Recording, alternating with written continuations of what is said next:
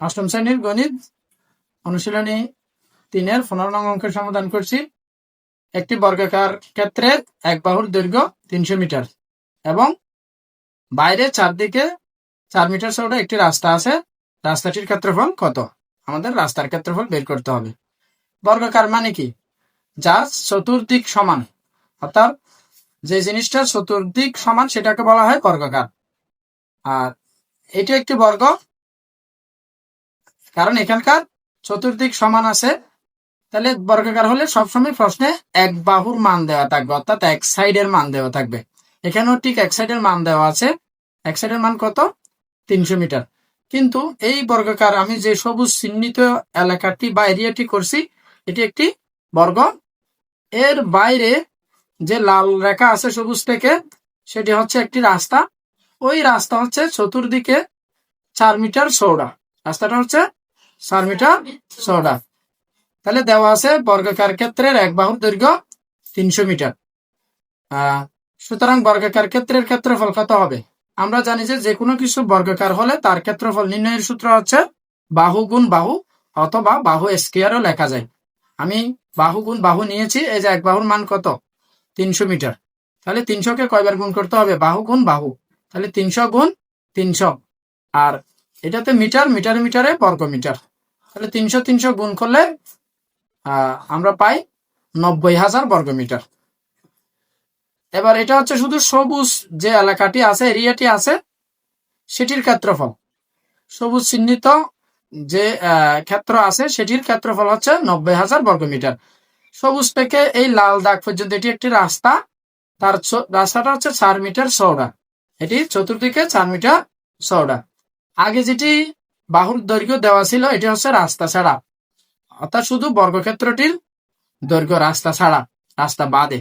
যেহেতু বর্গাকার ক্ষেত্রের বাইরে চারদিকে 4 মিটার চওড়া রাস্তা আছে, এই যে আমি রাস্তাটা এঁকে দেখাইছি, এটা হচ্ছে 4 মিটার চওড়া রাস্তা।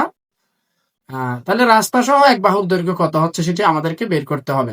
সুতরাং রাস্তা সহ বর্গাকার ক্ষেত্রের এক বাহুর দৈর্ঘ্য, রাস্তা ছাড়া বা রাস্তা বাদে ছিল 300 মিটার। এখন যেহেতু রাস্তা নিয়েছি, তাহলে এদিকে বাড়ছে 4 মিটার, এদিকে বাড়ছে 4 মিটার। যে কোনো এক সাইড নিলে আমরা এদিকে দুই দিকে 4 মিটার করে বাড়ে, এই জন্য লিখলাম 4 গুণ 2, অর্থাৎ দুই দিকে 4 মিটার করে বাড়ে। আর বাড়লে কত বাড়তেছে? 4 দুগুণে 8। এটিকে কেউ চাইলে 4 যোগ 4ও লিখতে পারবে, অর্থাৎ এদিকে 4 মিটার, এদিকে 4 মিটার। তাহলে 4 যোগ 4 লেখা যেই কথা, আর 4 গুণ 2 লেখাও সে একই ফলাফল, তাই এভাবেও লেখা যাবে, অর্থাৎ 4 মিটার করে দুই দিকে বাড়ছে। আর যদি এইভাবে লিখি 4 যোগ 4, তাহলে সেভাবেও লেখা যায়। তাহলে 300 যোগ 4 গুণ 2, তার মানে 4 দুগুণে 8 মিটার। 300-র সাথে 8 যোগ করলে 308 মিটার। অর্থাৎ বর্গাকার এই সবুজ ক্ষেত্রটির রাস্তা নিলে রাস্তা সহ এক বাহুর দৈর্ঘ্য হচ্ছে 308 মিটার। এই জন্য লেখা হয়েছে রাস্তা সহ বর্গাকার ক্ষেত্রের এক বাহুর দৈর্ঘ্য 308 মিটার। সুতরাং রাস্তা সহ বর্গাকার ক্ষেত্রের ক্ষেত্রফল, আগেরটা ছিল ক্ষেত্রফল হচ্ছে রাস্তা বাদে, এখন হচ্ছে রাস্তা সহ ক্ষেত্রফল 300 গুণ 300। যদি আমরা গুণ, তাহলে আমরা জানি যে বর্গক্ষেত্রের ক্ষেত্রফলের সূত্র কি? বাহু গুণ বাহু। আগেরটা এটি, আগের যে বাহু ছিল সেটি। সুতরাং রাস্তা সহ বর্গক্ষেত্রের ক্ষেত্রফল 308 গুণ 300 গুণ করলে আমরা পাই 94,866 বর্গ মিটার। সুতরাং রাস্তাটির ক্ষেত্রফল কত? এটা হচ্ছে রাস্তা সহ ক্ষেত্রফল, বর্গক্ষেত্রের রাস্তা সহ ক্ষেত্রফল।